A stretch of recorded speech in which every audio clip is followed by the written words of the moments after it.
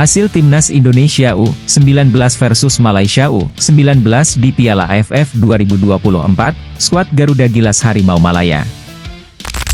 Laga Timnas Indonesia U19 versus Timnas Malaysia U19 di semifinal Piala AFF U19 2024 berjalan panas.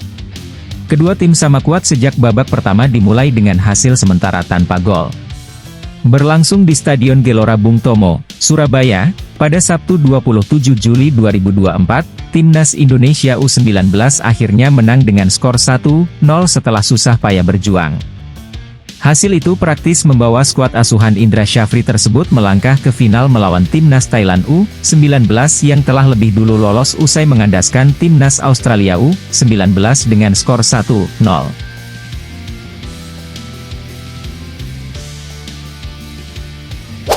Bos Federasi Malaysia mengaku geram selalu dibanding-bandingkan dengan Timnas Indonesia, begini pengakuannya. Asosiasi Sepak Bola Malaysia meminta publik sepak bolanya tak terpengaruh berlebihan dengan prestasi Timnas Indonesia. Federasi tim tetangga serumpun itu menegaskan, ekspektasi terhadap Timnas Malaysia dan peringkat dunianya harus realistis. Ranking FIFA Harimau Malaya kini turun ke peringkat 134 setelah sebelumnya mencapai peringkat 130 pada bulan November 2023. Indonesia, berdasarkan ranking terbaru 4 April 2024, berada di peringkat 133, menyalip Malaysia untuk pertama kalinya dalam 6 tahun. Bos Federasi tim negeri jiran itu kemudian menyenggol Indonesia. Menurutnya, memang ada masanya Indonesia bagus, tapi ada pula masanya Malaysia lebih bagus. Indonesia saat ini tampil bagus dan berada di puncak, namun 3 bulan lalu FIFA sempat memuji kami sebagai salah satu tim yang menunjukkan peningkatan signifikan di peringkat dunia.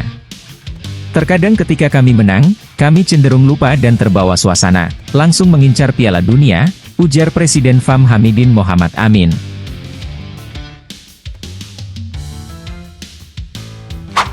Baru saja dikontrak klub papan atas Liga Belanda, Wonderkid berdarah Yogyakarta incar panggilan timnas.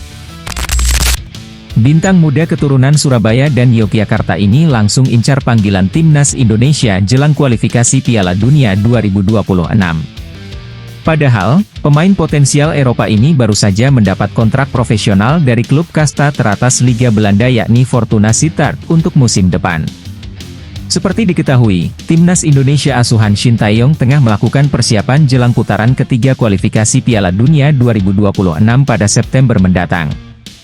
Maka dari itu, pekerjaan berat bakal segera dituntaskan oleh pelatih Shin Tae-yong, salah satunya mengatasi kekurangan di sejumlah sektor permainan Timnas Indonesia. Kondisi seperti inilah yang akhirnya membuat PSSI bersama Shin Tae-yong sedang giat memantau pemain keturunan Eropa, terkhusus Belanda. Hal ini dilakukan sebagai rencana jangka pendek Timnas Indonesia yang bakal berhadapan dengan tim-tim kuat Asia seperti Jepang dan Australia di kualifikasi Piala Dunia 2026. Memang, nama pemain keturunan Eropa yang selama ini dikaitkan bakal bergabung dengan Timnas Indonesia ialah pada posisi striker dan penjaga gawang. Namun, tak ada salahnya kalau Shin Tae-yong dan PSSI mulai mempertimbangkan untuk memperkuat posisi lain, seperti gelandang yang sejauh ini diisi Ivar Jenner dan Tom Haye. Jika Shin Tae-yong masih belum puas dengan komposisi pemain tersebut, maka Wonderkid Liga Belanda yakni Tristan Schenhuisen bisa menjadi opsi di lini tengah Timnas Indonesia.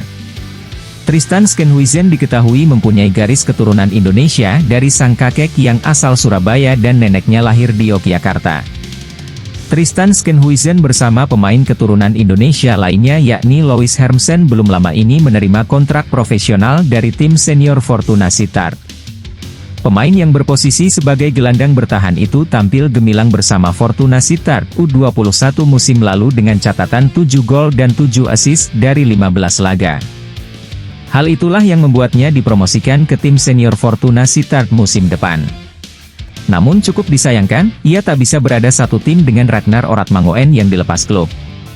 Setelah promosi ke tim senior Fortuna Sittard, Tristan Schenhuisen kini membidik panggilan Timnas Indonesia apabila PSSI menawarkan naturalisasi kepadanya. Tidak, aku belum pernah mendengar apa-apa dan aku juga belum kontak dengan PSSI.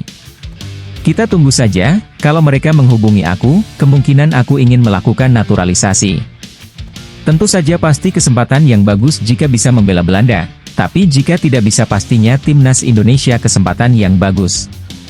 Siapa tahu di masa depan aku bisa bermain untuk timnas Indonesia, ujar Tristan.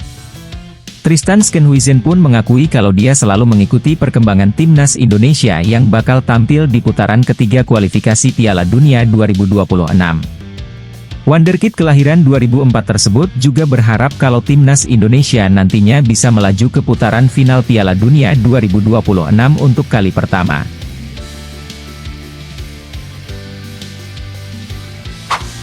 Persiapan singkat, ST mulai geber timnas Indonesia senior untuk putaran ketiga kualifikasi Piala Dunia. Shin Tae-yong bicara soal persiapan jelang dua laga perdana putaran ketiga kualifikasi Piala Dunia 2026.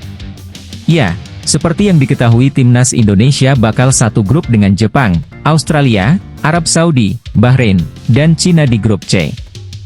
Anak asuh Shin Tae-yong bakal membuka petualangannya di putaran ketiga pada September 2024. Timnas Indonesia bakal bertandang lebih dahulu ke markas Arab Saudi. 5 hari berselang, barulah timnas Indonesia bakal menjamu Australia. PSSI bakal menunjuk Stadion Gelora Bung Tomo, Surabaya sebagai kandang timnas Indonesia saat jumpa Australia. Saat putaran ketiga kualifikasi Piala Dunia 2026 digelar, kompetisi liga domestik, termasuk Liga 1 Indonesia sudah bergulir. Karena itu, Shin Tae-yong mengaku bahwa persiapan jangka panjang tidak akan memungkinkan untuk timnas Indonesia. Pelatih asal Korea Selatan bakal memulai persiapan pada 2 September 2024. Ya seperti kita tahu, maksudnya, kita tidak bisa mengadakan TC selain FIFA Matchday. Jadi pastinya kita akan berkumpul tanggal 2 September, itu FIFA Matchday. Saat ini para pemain sedang latihan di tim masing-masing juga, dan kondisinya sedang baik-baik semua, ujar Shin Tae-yong.